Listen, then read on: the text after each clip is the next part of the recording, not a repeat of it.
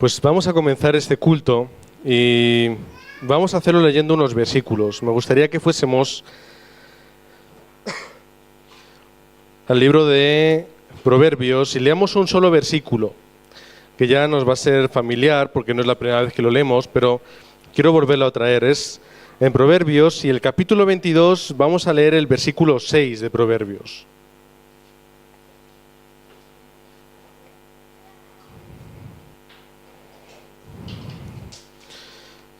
Proverbios, capítulo 22, versículo 6. Vamos a leer todos a una voz.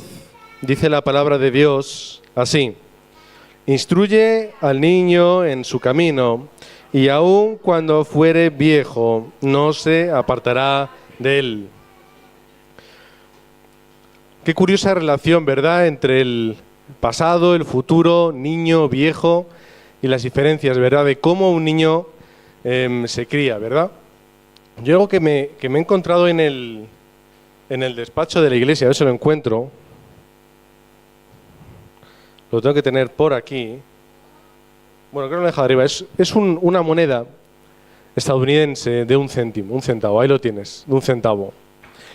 Y detrás de la moneda, en el reverso, aparece una frase en la parte más alta que dice: en Dios confiamos. Lo dice en inglés, pero la traducción es: en Dios confiamos, o confiamos en Dios, ¿verdad? Es curioso que en una moneda de un país aparezca una frase cristiana, ¿verdad? Cuando la tendencia del mundo es alejarse de lo religioso, alejarse de lo cristiano, alejarse de Dios. Sin embargo, aún hay un país en el cual tiene en su moneda una frase que es una frase muy simbólica, ¿verdad?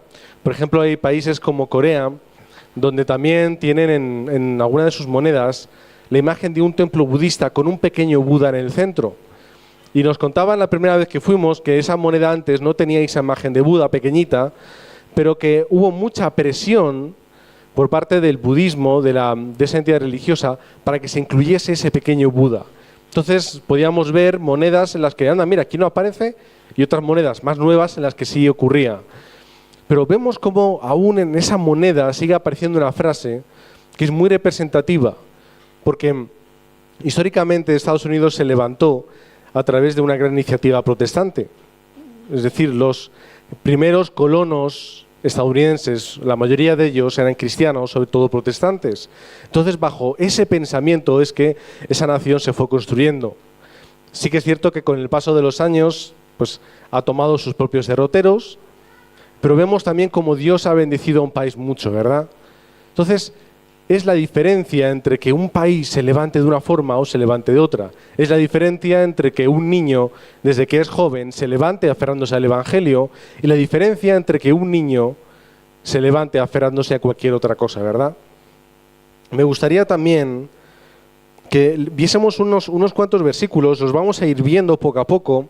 Voy a intentar no ser pesado en ellos, pero me gustaría que viésemos algo interesante y que fuésemos todos a Primera de Reyes. Y en Primera de Reyes nos vamos a situar en el capítulo 16. Entonces, en este capítulo 16 vemos la separación, anteriormente vemos la separación del reino de Israel en dos partes y vemos todos esos problemas que conllevaron a una situación inestable. Y en Primera de Reyes, capítulo 16, vamos a leer los versículos 23 y 25. Lo voy a leer yo en voz alta. Si todos me vais siguiendo con la lectura, estará genial, y los que no sigáis la lectura, no me podéis escuchar y os enteraréis. No os preocupéis, si no queréis estar leyendo, simplemente con escuchar os va a valer. Entonces, en 1 Reyes 16, 23 dice: En el año 31 de Asa, rey de Judá, comenzó a reinar Omri sobre Israel, y reinó 12 años. En Tirsa reinó 6 años. Y saltamos al 25, dice: Y Omri hizo lo malo ante los ojos de Jehová, e hizo peor que todos los que habían reinado antes de él. Es decir, un mal rey. Un rey que será recordado como el rey que hizo lo malo, incluso más de todos los que le habían precedido. Vamos a dar un pequeño salto hasta el versículo 29 de este mismo capítulo. Dice: y comenzó a reinar Acab, hijo de Omri, sobre Israel. Y seguimos en el 30, dice, y reinó Acab, reino de Omri, sobre Israel en Samaria 22 años, y Acab, hijo de Omri, hizo lo malo ante los ojos de Jehová, más que todos los que reinaron antes de él. Curioso que el hijo de Omri, Acab, incluso se puede decir que fue peor que su padre.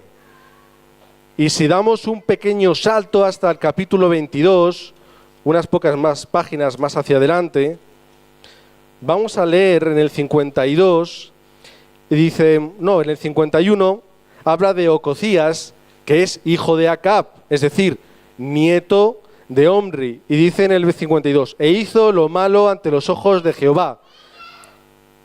Otra vez, incluso añade, y anduvo en el camino de su padre, y en el camino de su madre, y en el camino de Jeroboam, hijo de Nabar, que hizo pecar a Israel, como el abuelo, el padre y ahí el hijo. Esas tres generaciones. Incluso podríamos continuar con en Segunda de Reyes, un poquito más adelante, en el capítulo 3, en el versículo 1 y 2, y dice, Joram, hijo de Acab, comenzó a reinar en Samaria sobre Israel el año 18 de Josafat, rey de Judá, y reinó 12 años. Y en el versículo 2 dice, e hizo lo malo ante los ojos de Jehová. Es decir, Omri el abuelo, Acab el padre y los dos hijos.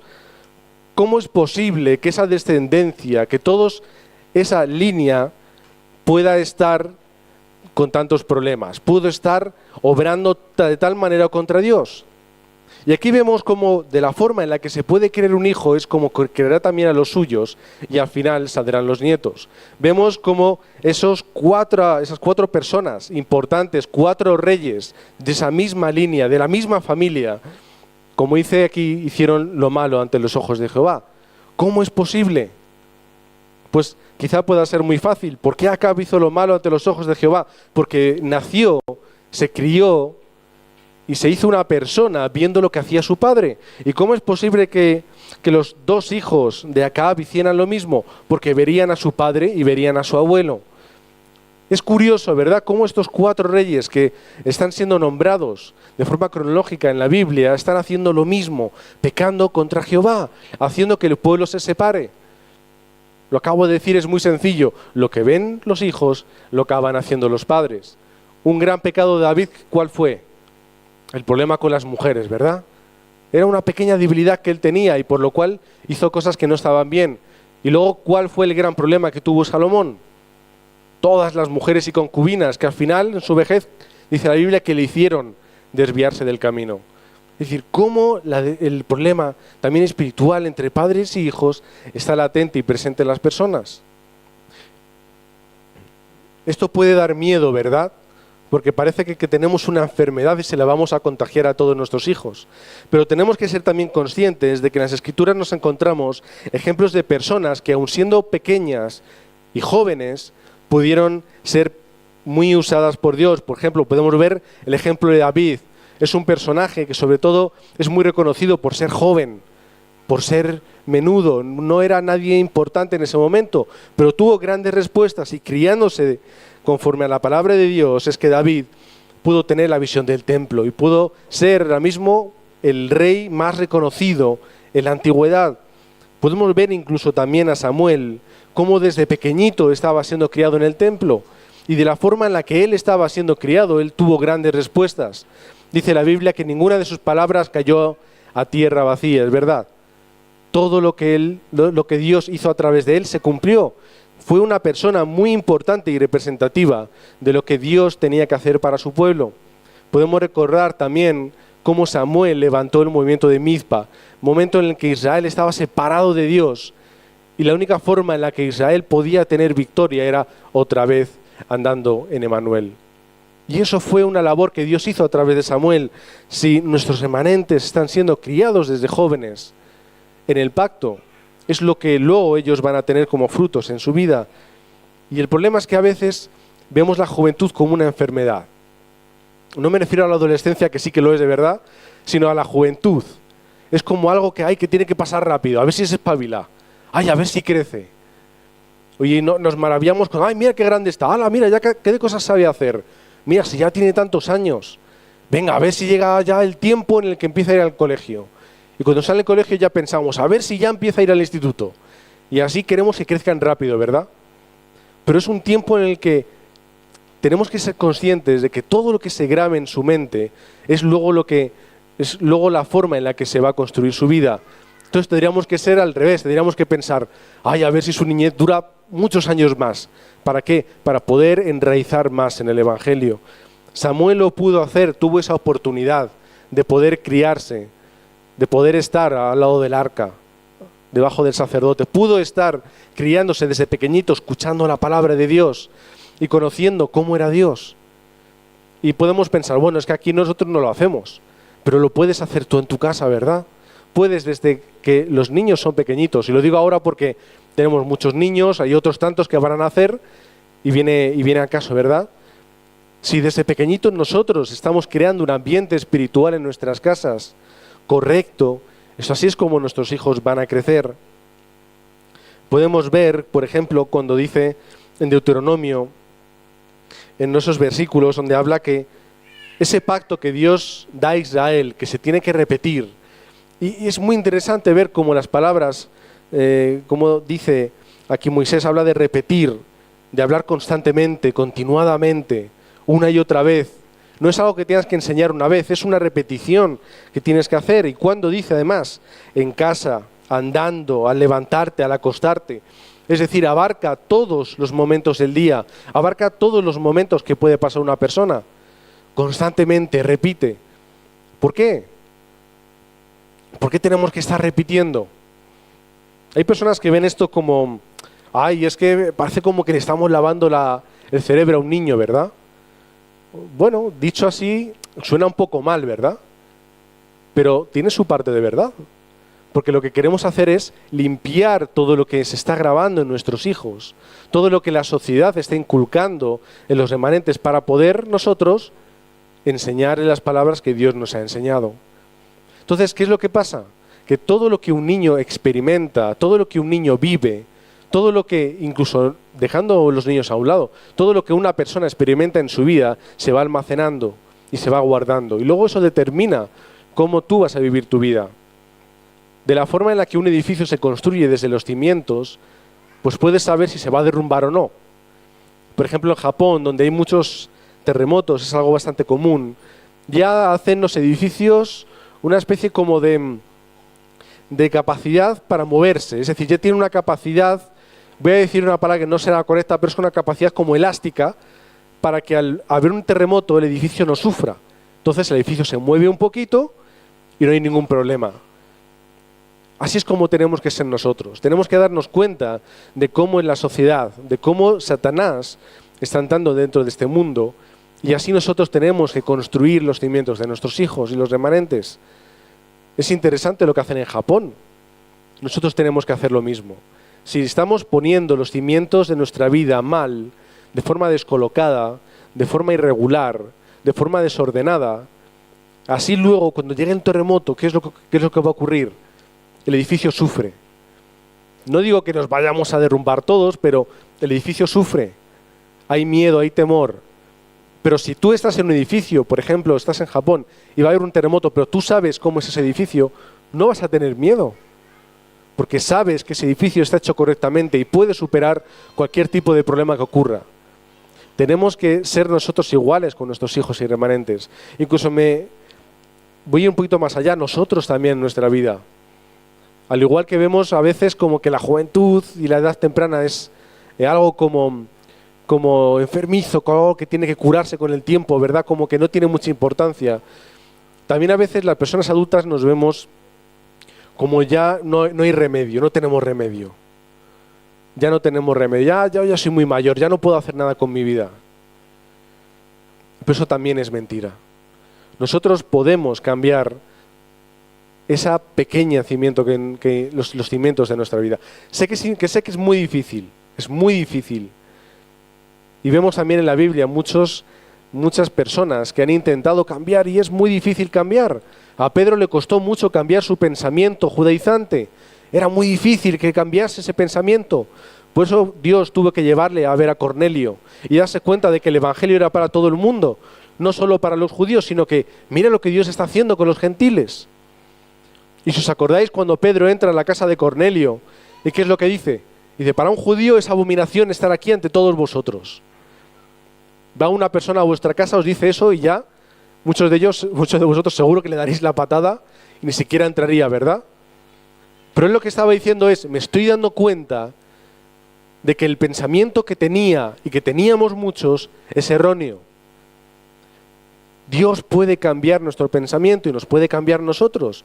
Y si nosotros nos dejamos cambiar por Dios, es que va a haber muchas obras que van a ocurrir en nuestra vida. Pedro hizo muchas cosas importantes. Él pudo cambiar su pensamiento. Se equivocó en muchas ocasiones, por ejemplo, cuando tuvo que se encontrar ante la situación de negar a Jesús, se puede equivocar. Y podemos encontrar muchas cosas parecidas, pero ¿qué es lo importante? Que Pedro tenía la confesión correcta. Tú eres el Cristo, el Hijo del Dios viviente. Si nosotros en nuestra vida estamos poniendo las bases correctas, vamos a poder cambiar. Porque lo que decía antes es cierto, nosotros no podemos cambiarnos a nosotros mismos. No podemos cambiarnos, es muy difícil, casi imposible, pero Dios sí que puede hacerlo. Todos tenemos seguramente, a lo mejor en nuestra propia vida, o conocidos de personas que han conocido el Evangelio y han cambiado de una forma radical. Dios puede cambiar a las personas. Puede que quede un pozo de lo que se era anteriormente. Puede que la naturaleza en una parte pueda permanecer. Nos podremos equivocar, pero Dios puede cambiar nuestra vida. Por lo tanto, tenemos que cambiar también nuestros hábitos por unos hábitos que estén dentro del Evangelio. Los hábitos lo es todo, lo he dicho muchas veces, pero es que lo es todo. Cambiar mi hábito lo es todo. Son lo más importante de nuestra vida, nuestros hábitos. Si yo estoy cambiando todo lo que hago durante mi vida, voy a poder cambiar hacia donde mi vida se está dirigiendo. Es algo muy importante que tenemos que hacer. Tenemos que aprender de estas personas en la Biblia y tenemos que ver cómo, por ejemplo, David era un auténtico especialista. Él todo lo que hacía lo hacía lo hacía con especialidad. Aunque fuese cuidar las ovejas, no importaba. Lo hacía como si fuese el mejor. Ni una quería que se perdiese. Por ejemplo, podemos ver a los hermanos de José. Ellos ni siquiera tenían miedo de que se perdieran. Directamente, ¿qué hacían? Vamos a matar a una res y nos la vamos a comer y vamos a hacer una fiesta. David no quería que ninguna se perdiese. Y luego el ser tan buen pastor le hizo al pensar, oye, tengo que cuidar de mis ovejas para que ninguna bestia las devore. ¿Qué voy a hacer? Voy a aprender a tirar con la honda. Y qué curiosidad que esa pequeña habilidad que pasaría posiblemente inadvertida para la mayoría, podía ser lo que Dios utilizó para poder salvar a todo un pueblo. Qué cosa más interesante, ¿verdad? Que una pequeña habilidad que puede parecer una tontería, algo innecesario, bueno, algo que puede servir para un pastor, un simple pastor, pequeño y joven, pero sin embargo Dios utilizó para salvar a todo un pueblo. Qué importante es que todo lo que hagamos lo hagamos con la excelencia de que lo hacemos para Dios. No importa aunque sea pequeñito, aunque no veamos que eso va a ir hacia un gran lugar, Dios lo utiliza todo para evangelización. Por lo tanto, todo lo que hagamos lo tenemos que hacer para Él. También para los remanentes, hoy va mucho para ellos. ¿Qué es lo importante? Todo lo que hagan los remanentes tiene que ser para Dios. No importa que a lo mejor sus gustos, sus aficiones o a lo que ellos se quieren dedicar no sea lo más convencional, no sea lo más normal. A lo mejor no todos tienen el sueño de ser médicos o de ser abogados o de ser grandes empresarios. No importa. ¿Qué es lo que importa? Que aquello que estén haciendo lo hagan para Dios. Fijaos qué cosa tan tonta como jugar al fútbol. Un deporte les puede llevar a una persona a ser multimillonaria, archiconocida, estar en lo más alto de la sociedad. Una pequeña habilidad que es darle patadas a una pelota, con mucha gente dice, no, pero eso es una tontería. Pero fíjate la tontería hacia dónde te puede llevar.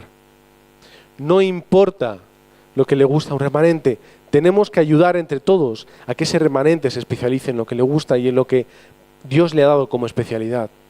Por eso también es interesante comprender que, por ejemplo, en Israel, los judíos, ¿qué es lo que hacían?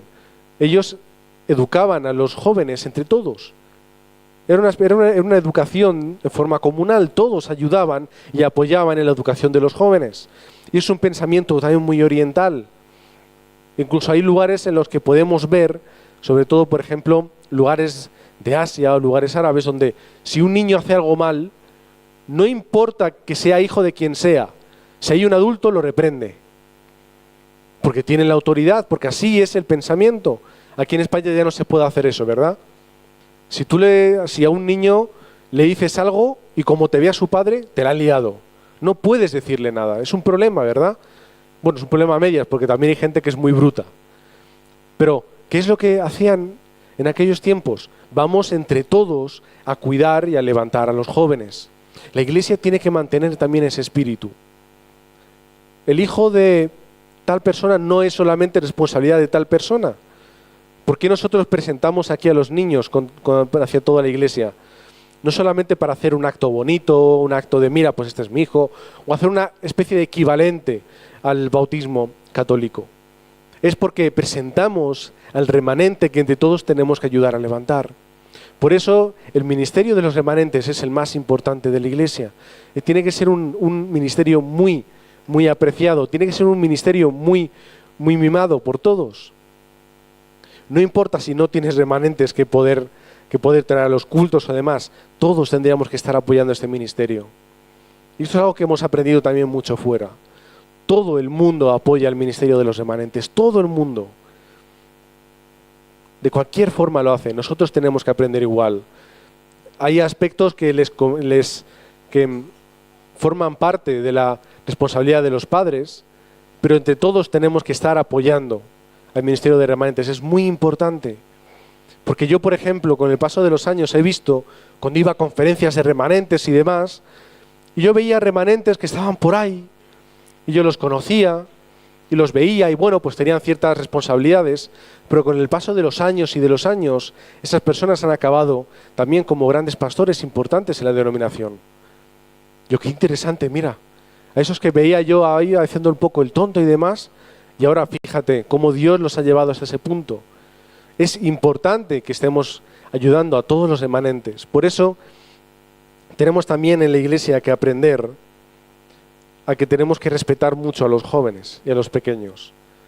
Olvidarnos de que los pequeños, bueno, tienen que entretenerse y ya crecerán para ser útiles, ya pueden ser útiles. Tenemos todos que ayudar y ser una plataforma para todos ellos. Nosotros también tenemos que aprender a mirarnos a nosotros mismos y darnos cuenta de cuánto estamos dando para el Evangelio. Y es una pregunta que me gusta mucho hacer. ¿Cuánto estoy yo invirtiendo en mi vida por el Evangelio? ¿Cuánto estoy dando de mi vida? Cuando yo hago, por ejemplo, cuando yo trabajo, estudio, cualquier cosa, ¿qué porcentaje realmente de todo eso yo lo estoy haciendo para Dios? Y no lo hago porque tengo que hacerlo, porque voy a conseguir una remuneración económica o porque me va a llevar a tal lugar. ¿Realmente estamos haciendo todo por Dios? Es una pregunta que nos tenemos que hacer. Y también para ir concluyendo, me gustaría que recordásemos cuando ese hombre rico se acerca a Cristo y le dice qué tiene que hacer él para obtener la salvación. ¿Qué tengo que hacer yo? Y me imagino que aquel hombre rico sería una persona rica, seguramente quizá un comerciante, un empresario, una persona que había tenido mucho éxito en su vida, una persona que estaría acostumbrada a ganar, acostumbrada a que lo que él hiciese saliese bien. Él estaría acostumbrado al éxito y a lo que él quisiese poder obtenerlo. Era una persona rica. ¿Qué no iba a hacer una persona rica? ¿Qué no hace hoy en día una persona rica? Sin embargo, la palabra de Cristo le desmonta y le dice que tiene que dejar todo lo que él tiene. Y fijaos que el rico lo que hace no es extrañarse, no le pregunta, no se le ve con duda, se le ve triste. Dice la palabra que se quedó triste. Se quedó triste. ¿Por qué? Porque se dio cuenta de que todo lo que él había hecho en su vida no servía para nada.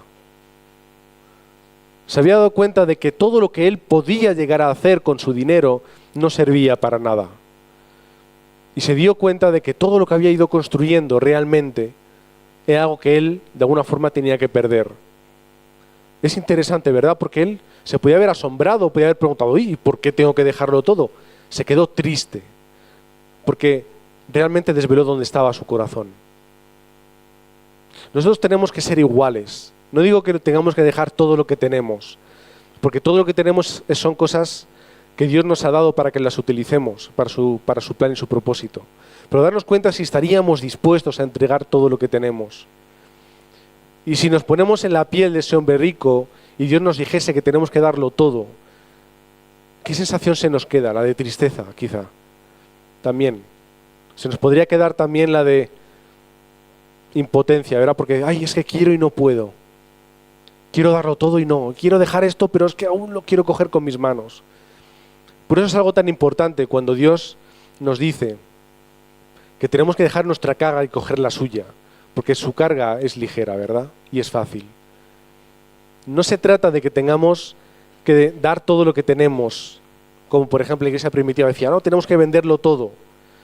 No tenemos que firmar aquí las hipotecas de la casa para que se las quede a la iglesia, como hacen muchas sectas. No tenemos que hacer cosas extrañas. Tenemos que dar todo lo que tenemos para el Evangelio y el movimiento del Evangelio. Es muy diferente. Y eso también quiere decir dar todo a mi familia, dar a mis hijos, como hizo Ana con Samuel. Dar todo lo que yo tengo, todo lo que yo hago. Eso significa dar todo lo que tenemos. Y si cuando nosotros estamos meditando en esto nos damos cuenta de que nos ponemos pobres, nos ponemos tristes o nos sentimos que no podemos soltarlo, y ahí ya tenéis un título de oración para orar durante la semana. Yo quiero tener el corazón para que llegue el punto en el cual yo diga toda mi vida para ti. Y es algo que a los padres también les cuesta mucho. Hay los hijos. Y si hay un problema, yo lo soluciono y yo lo hago. Y yo cojo, yo tengo, y yo compro. Es muy difícil soltar también a nuestros hijos y decir, son tuyos. Tú también, Dios, tienes que trabajar con ellos. Es muy difícil. Y en nuestra propia vida, en nuestros propios problemas y situaciones, es muy difícil cuando tenemos un problema no decir, yo lo voy a solucionar. Yo voy a dar la vuelta a la situación. Yo lo consigo. Y hay personas que son muy orgullosas, muy autosuficientes, piensan que ellas pueden, hasta que llega el día en el que se dan cuenta de que no, y caen. Tenemos que darnos cuenta de que nosotros podemos conseguir hasta cierto punto, pero siempre nos vamos a derrumbar, siempre. La única forma en la que no vamos a caer es aferrándonos a Cristo. Y cuando tú te vas a aferrar a algo con las dos manos, todo lo que tenías cogido lo tienes que soltar. ¿Alguna vez os ha pasado? ¿Tenéis algo cogido con manos? Os tropezáis y ¿qué hacéis? Lo soltáis para poder agarraros a algo, ¿verdad? Y el problema es que a veces cuando lo soltamos se rompe. O no nos da tiempo y nos caemos. Si nosotros soltamos todo lo que tenemos, lo dejamos a Dios, no importa que te tropieces, siempre vas a estar agarrado a Dios. El problema es que queremos abarcar mucho con las manos, ¿verdad?